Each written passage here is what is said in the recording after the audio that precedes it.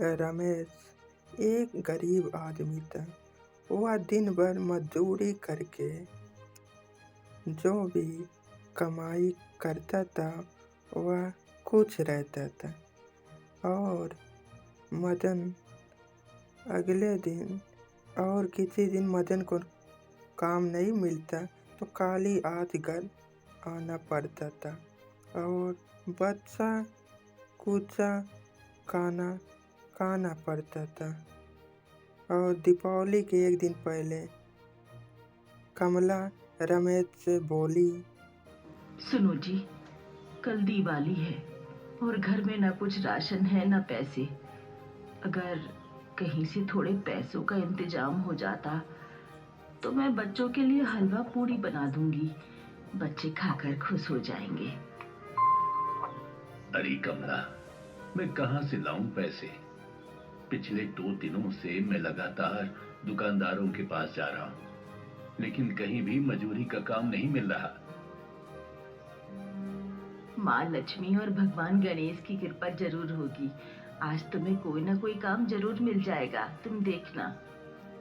तभी रमेश के बेटी सपना आके कहती है, ओ बापू, पायल के बापू ने पायल को फुलझड़ी का पूरा डिब्बा ला कर दिया है। तुम भी मुझे फुलझड़ी ला कर दो ना। तभी रमेश दिमाग में समझ रहा था, हे भगवान, मैं क्या करूं? मेरे बच्चे क्या इस बार दिवाली नहीं मना पाएंगे? मेरे बच्चों पर कृपा करो प्रभु। आज मुझे कुछ न कुछ काम दिलवा ही दो, ताकि मेरे बच्चे भी और बच्चों की तरह दिवाली मना सके। रमेश चल पड़ा बाजार के तरफ काम पता लगाने। कई दुकानों पे पता करते करते काम न मिलने के कारण रमेश निराश होके आगे चल पड़ा। देखता है एक सेठ दुकान के ताला लगा रहा था। तभी रमेश बोला, सेठ जी, क्या आप मुझे कोई काम दे सकते हैं? कैसा काम चाहिए तुम्हें भैया? कोई भी, कैसा भी काम हो, जिसे करके मुझे कुछ मजदूरी मिल जाए और मैं अपने बच्चों को दिवाली मनवा सकूं। देखो भाई, कल तो दिवाली है, इसलिए मेरी दुकान तो कुछ दिन बंद रहेगी।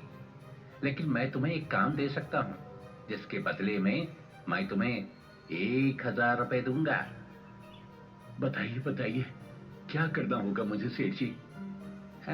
तुम ऐसा करो, मेरा ये कार्ड रख लो। कल सुबह मेरे घर आ जाना, मैं कल ही तुम्हें काम समझा दूंगा। रमेश को काम मिलने का तसल्ली हुआ। रमेश वापस घर जा रहा था। तभी एक तेज रफ्तार में कार वाला रमेश को टक्कर मार देता है। रमेश के दाईं पैर में जख्मी हो गया। मर गया रे। आह, आह, लगता है मेरी तो एक टांग ही टूट गई। हे भगवान, हे भगवान, ये मेरे साथ क्या हो गया? हाय रे, हाय रे, मर गया। आह, आह। तभी वहाँ पर एक ऑटो वाला आ जाता है। ऑटो वाला दयालु व्यक्ति था। वह रुकता है, जख्मी व्यक्ति को देख कर कहता है, लगता है तुम्हें कोई वाहन टक्कर मारकर भाग गया। तुम्हारे पाँव में भी चोट लगी है। तुम्हारा घर कहाँ है? मुझे बताओ, मैं तुम्हें घर तक छोड़ाऊंगा। तुम मुझे लेकर चलो भैया, मैं तुम्हें रास्ता बताता। ऑटो वाला तभी रमेश को बैठा कर घर पहुंचाता है। रमेश के तभी ऑटो वाला फिर वापस चला जाता है। कमला और दोनों बच्चे देखकर घबरा जाते हैं। कैसे लगी? रुको, मैं चोट पर मरहम लगा देती हूँ। अरे क्या बताऊं कमला, मेरी तो किस्मत ही खराब है, तभी तो ये चोट लग गई। तभी कमला गांव पर मलाम लगाकर रमेश सारा बात बताता है। तभी कमला को सेठ का कार्ड देता है। सुनो कमला, मेरी जगह तुम इस पते पर काम करने चली जाना।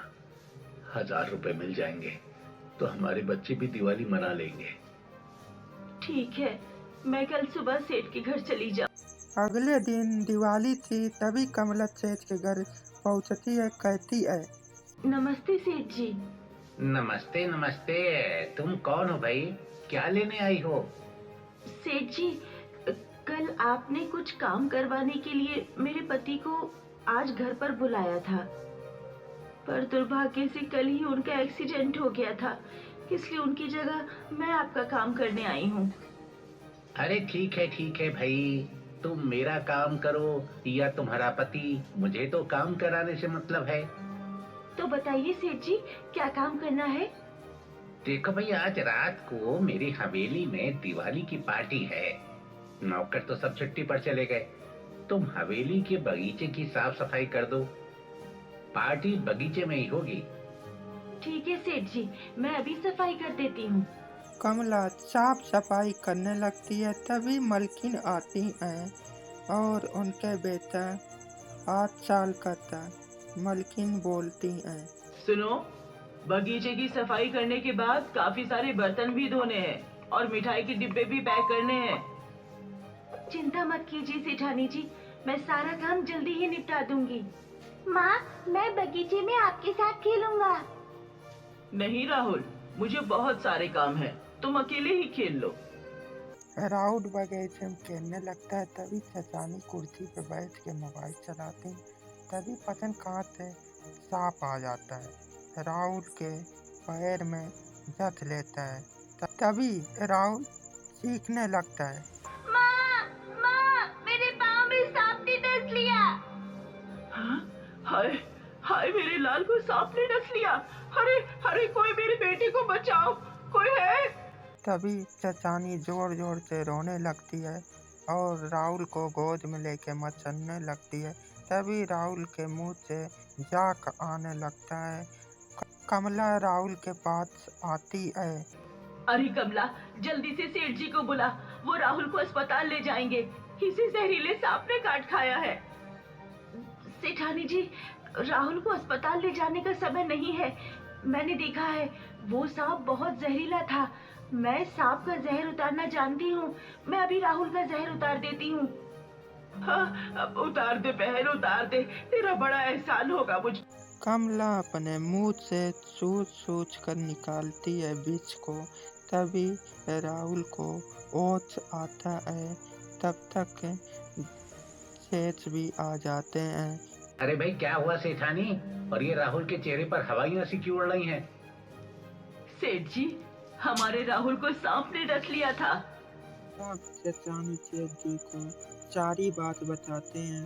सेठ जी चचानी से बोले, भगवान का भाई सेठानी, आज दिवाली के दिन हमारे बेटे पर इतनी बड़ी मुसीबत आई, लेकिन इस गरीब कमला ने अपनी जान पर खेलकर हमारे बेटे की जान बचाई। हमें इसको धन्यवाद कहना चाहिए और इसे कुछ उपहार भी देना चाहिए। तब सेठ जी 10,000 रुपये कमला के देते हैं और बहुत सारा उपहार, कपड़ा पराके। तब कमला बहन, ये सब कुछ तुम्हारा दिवाली का उपहार है। तुम भी आज अपने बच्चों के साथ धूमधाम से दिवाली मनाना। आप लोगों का दिल बहुत बड़ा है। आप लोगों का बहुत बहुत धन्यवाद। कमला अपने घर आ जाती है। तभी रमेश को उपहार देकर, पैसे देकर सारा बात विस्तार से बताती है। रात हो जाती है और पूजा प्रारंभ हो जाती है। तभी मिठाइयाँ सब लोग खाते हैं, पटाखे जगाते हैं।